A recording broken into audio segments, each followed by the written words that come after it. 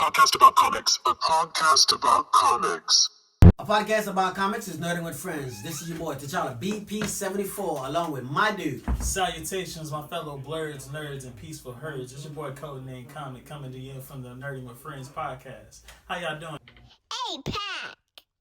So, let's move on. So, the second episode is called the What If T'Challa Was Star-Lord. Thoughts on that? So, this one I actually tried to hold on to, I'm not going to lie. It was one of those episodes because I thought it was going to be the only episode that we're actually going to get T'Challa. Like, going into the What If series, I wasn't really sure what we were going to be getting. So, when I started watching this episode, which was like maybe 3 to 4 episodes down the line, my biggest thoughts were, let me hold on to the last memory of Chad. Mm-hmm. And then I watched the episode, and the biggest draw to me was the fact that it really showed that regardless of what situation T'Challa would have been in, he would have thrived, because T'Challa, the Star-Lord, was magnificent.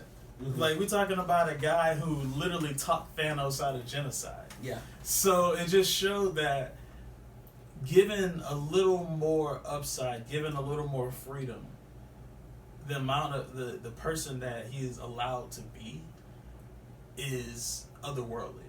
Okay. Like, truly otherworldly. Okay. And I almost got a question as like, and this is a question to you, is Wakanda doing the right thing by separating themselves? All right. And I say that because of an episode like this where she's like, once you, just with a little bit of freedom, look what he's capable of doing. Which makes me think, is Killmonger right? To some extent. No. Killmonger is right in the sense of Wakanda had the sources to liberate a lot of people from, the harsh, cruel reality of racism in the world today. Right. Granted, his tactics clearly skewed. But you have to understand, too, that the situation that Wakanda was in, with the technology that they had at the time, with the kind of weapons that they had, what does the one thing with absolute is? Absolute power corrupts. Mm-hmm. Absolutely, right? Mm-hmm. We've seen it where leaders of the world, they have a certain amount of weapons and power behind them, and they become tyrants. Right. Right? And because Wakanda within themselves could keep themselves in check by not letting influences of the world intermingle, mm-hmm. right? They were able to mind their own business, protect what they have, and say, listen, man, I'm staying away from y'all. And I don't blame them, right? To the point where the very first animated run of the Black Panther run, Reginald Hudlin did that one. Mm-hmm. And in there, the government, if I'm not mistaken, I think Everett Ross, he talks to T'Chaka. This is before T'Challa takes the throne, right? And if it's not, I don't know if it's him. I think it might have been a secretary or something. Okay. But they asked him something. They responded to him and didn't call him by his name. So he checked him about his name, right? Mm-hmm. And he was like, y'all would rather live off of people's money for the cure of cancer or for cancer treatment than curing cancer, right? And it makes you wonder, if I have the potential, the resources, the knowledge to come up with a drug or medicine, whatever, to cure this thing from killing the amount of people that it kill every year, why not use it to stop these people from dying? And that's my question. Like, why, if...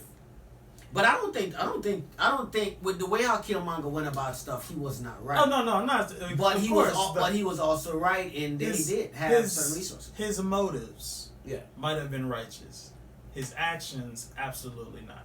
No. Because he was willing to take other lives in order to gain. And anyone who's willing to take in order for yourself to gain is a villain. It's just let's be honest here, man.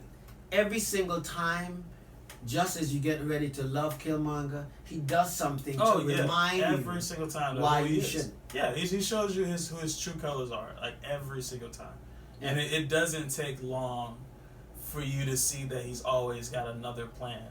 I think they showed us three or four times in this series alone that he was always working a second scheme.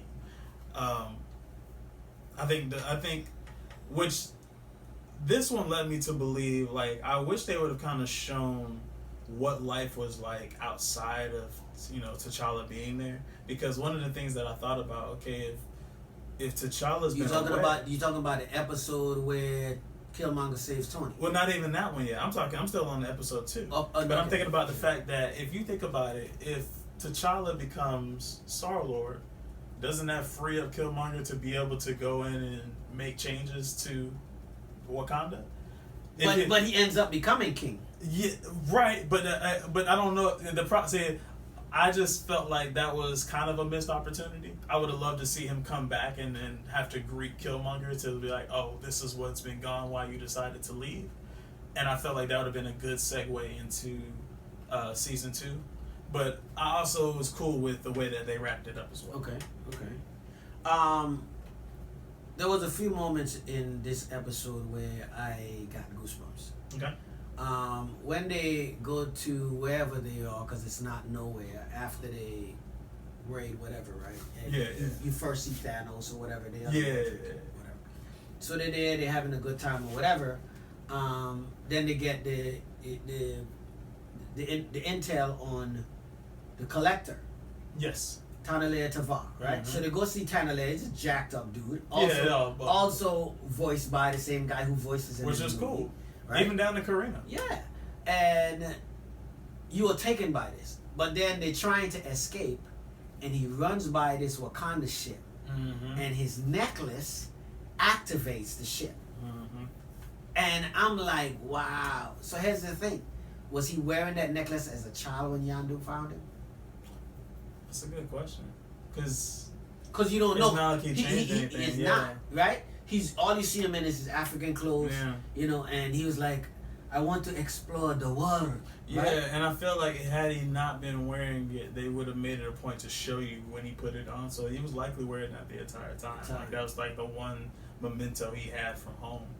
Yeah. That's cool in itself. Even down to like, I'm not gonna lie, they played me. Like I thought that Nebula hadn't changed at all. I thought that she, you know, really did try to double cross him, and then to find out like this is his plan. Like I think it really played into like he was the Star-Lord that Peter Quill should have been and thought he was. Like the legendary outlaw. Everything he did, it was just like, man, like he was just. And I think the What If series, they gave us that. Yeah. Right? Because that would have been that Star-Lord was actually a better person. Yes. Right? To where he robbed from rich and powerful, this Robin Hood mentality. Exactly. And I'm going to give to the less fortunate who deserve to, you know, to get some kindness. Exactly. Some random acts of kindness. And you're doing that across the galaxy. Like, like how can you not love this guy? I thought immediately, like, APAC.